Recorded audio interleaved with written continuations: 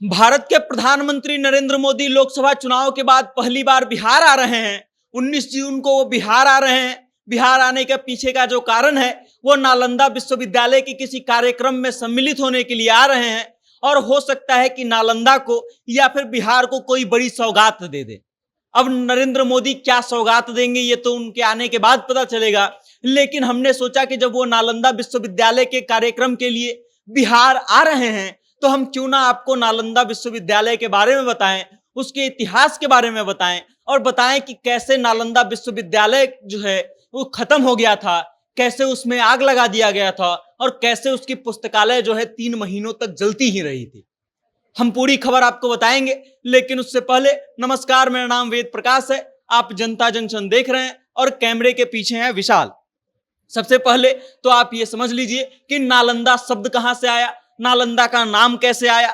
तो नालंदा शब्द जो है वो संस्कृत के 3 शब्दों को जोड़ करके बना है, जिसमें है ना, जोर आलम, जोर दा। इन 3 शब्दों को जोड़ने से जो अर्थ निकलता है वो अर्थ होता है ज्ञान रूपी उपहार पर कोई प्रतिबंध न रखना। नालंदा का अर्थ हो गया कि ज्ञान रूपी जो पुरस्कार है, जो उपहार है, उस पर कोई प्रतिबंध नहीं रहेगा, यानी कि शिक्षा पर कोई प्रतिबंध नहीं है और जो योग्य है उसकी तक पहुंचाया जाएगा। नालंदा विश्वविद्यालय जो है विश्व की सर्वश्रेष्ठ विद्यालयों में गिनती की जाती थी। आज के समय में भले ही भारत की कोई विश्वविद्यालय का रैंकिंग में नाम नहीं आता है, नंबर 10 में नाम नहीं आता है, लेकिन नालंदा विश्वविद्यालय जब था उस समय विश्व के सर्वश्रेष्ठ विद्यालय का नाम अगर लिया जाता था तो नालंदा का नाम सबसे ऊपर होता था।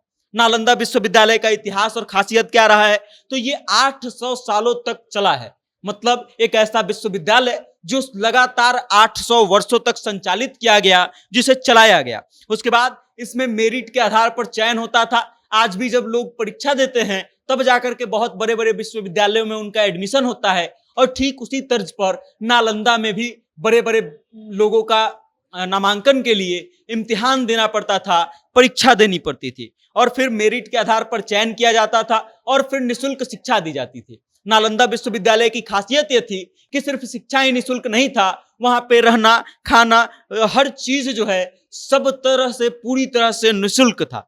आप समझ लीजिए कि नालंदा विश्वविद्यालय में 10,000 से अधिक विद्यार्थी थे, 2,000 से अधिक अध्यापक थे जो वहां पे कार्य करते थे। और नालंदा विश्वविद्यालय जो है सिर्फ भारत के विद्यार्थियों के लिए ही नहीं था, बल्कि विदेशों से भी लोग इसमें पढ़ने आते थे। कोरिया, जापान, चीन, तिब्बत, इंडोनेशिया, ईरान, ग्रीस, मंगोलिया जैसे तमाम देश और इनके अलावे भी कई देश ऐसे थे जहां से लोग नालंदा विश्वविद्यालय में पढ़ने आते थे। अब ये तो रही इतिहास और खासियत, लेकिन हम आपको बताएंगे कि आखिर इख्तियारुद्दीन मोहम्मद बिन बख्तियार खिलजी ने 1193 में आखिर हमला क्यों किया और नालंदा विश्वविद्यालय को नेस्तो नाबूद क्यों किया।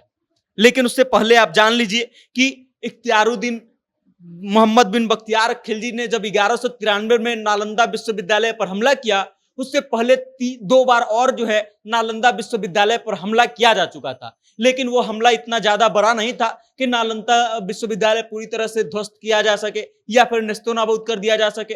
और इस कारण से 2 बार जब हमला हुआ था तब वापस से नालंदा विश्वविद्यालय खड़ा हो गया था, लेकिन ये तीसरी बार का जो विध्वंस था ये इतना भयावह था कि वापस नालंदा विश्वविद्यालय कभी पूरी तरह से खड़ा हो ही नहीं पाया।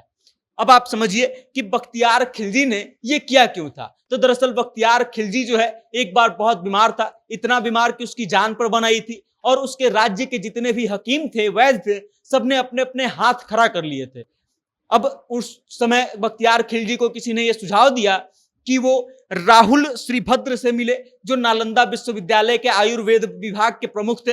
और बख्तियार खिलजी ने इस बात से साफ साफ इनकार कर दिया, क्योंकि बख्तियार खिलजी को इस बात का भरोसा ही नहीं था कि जिसे उसके राज्य के बड़े बड़े हकीम ठीक नहीं कर पाए, उस रोग को राहुल श्रीभद्र जैसे लोग जो आयुर्वेद के ज्ञाता हैं वो ठीक कर पाएंगे। लेकिन अंततः मरता क्या ना करता, बख्तियार खिलजी को अंततः राहुल श्रीभद्र को बुलाना पड़ गया और बुलाने के बाद राहुल श्रीभद्र के आते ही बख्तियार खिलजी ने एक अजीब गरीब शर्त रख दी। उसने कहा कि आपको मुझे ठीक तो करना है, लेकिन शर्त यह है कि हम न दवा खाएंगे, न कोई जलपान ग्रहण करेंगे और आपके द्वारा ठीक किया जाना है। अब राहुल श्रीभद्र सोच में पड़ गए कि आखिर कैसे हम इस व्यक्ति को बिना दवा खिलाए ठीक करते हैं।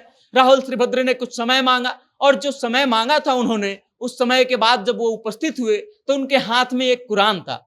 वो कुरान उन्होंने बख्तियार खिलजी के हाथों में थमाया, और थमाते ही ये बात कहा कि आपको पृष्ठ संख्या इतनी से लेकर के इतनी तक रोज पढ़नी है। अब खिलजी इस बात को लेकर के आश्चर्यचकित हो गया कि आखिर जो व्यक्ति हमको बड़े बड़े वैद्य जिस रोग को ठीक नहीं कर पाए, जिसको बड़े बड़े हकीम ठीक नहीं कर पाए, वो आखिर कैसे एक पुस्तक के जरिए कुरान पढ़ा करके हमको ठीक करा देगा। लेकिन बख्तियार खिलजी ने कुरान पढ़ना शुरू किया, और कुछ समय बाद हुआ ये कि बख्तियार खिलजी पूरी तरह से स्वस्थ हो गया। वो आश्चर्यचकित था कि आखिर ऐसा कैसे हो सकता है कि हम जब दवा नहीं खाएं, हमको बड़े बड़े वैद्य और हकीम ठीक नहीं कर पाए, तब कैसे इस आयुर्वेद के ज्ञाता ने हमको ठीक कर दिया। उसने राहुल श्रीभद्र को बुलावा भेजा। राहुल श्रीभद्र गए और उनसे पूछा गया कि आप बताइए कि आपने ठीक कैसे किया। राहुल श्रीभद्र ने बताया कि आपने जो शर्त रखी थी कि हम दवा नहीं खाएंगे, उसके बाद भी मैंने ठीक किया। उसके पीछे कारण था, मैंने कुरान के जिन पृष्ठों को आपको पढ़ने के लिए बोला था कि आप रोज पढ़िएगा, उन पर मैंने दवा का लेप लगाया था, और जब आप कुरान का पाठ करते थे तब उस औषधि की सुगंध आपको जाती थी। जब आप उसके पेज को छूते थे और फिर जीभ पर लगाते थे, तब उस दवा का सेवन आप करते थे। इस बात से बख्तियार खिलजी जो है इतना रुष्ट हो गया, और ये सोच में पड़ गया कि अगर नालंदा विश्वविद्यालय जैसे विश्वविद्यालय खड़ा रह गया तो फिर उनकी सभ्यता कभी नहीं बढ़ पाएगी। और इस कारण से बख्तियार खिलजी ने नालंदा विश्वविद्यालय पर हमला किया। इतना विध्वंसक और इतना भयानक हमला था कि नालंदा विश्वविद्यालय कभी उस चीज से उबर नहीं पाया। पूरी तरह से नालंदा विश्वविद्यालय को नेस्तनाबूद कर दिया गया, और उसके पुस्तकालय में, जहां पर 90 लाख से अधिक पांडुलिपियां थी और कई लाख पुस्तकें थी, उन सभी पुस्तकों को आग लगा दी गई। पूरे पुस्तकालय में आग लगा दिया गया। ये उस पुस्तकालय में पुस्तकों की संख्या कितनी अधिक थी, इस बात से आप अंदाजा लगा सकते हैं कि नालंदा विश्वविद्यालय के पुस्तकालय को जब आग लगाया गया तो वो लगातार 3 महीने तक जलता ही रह गया।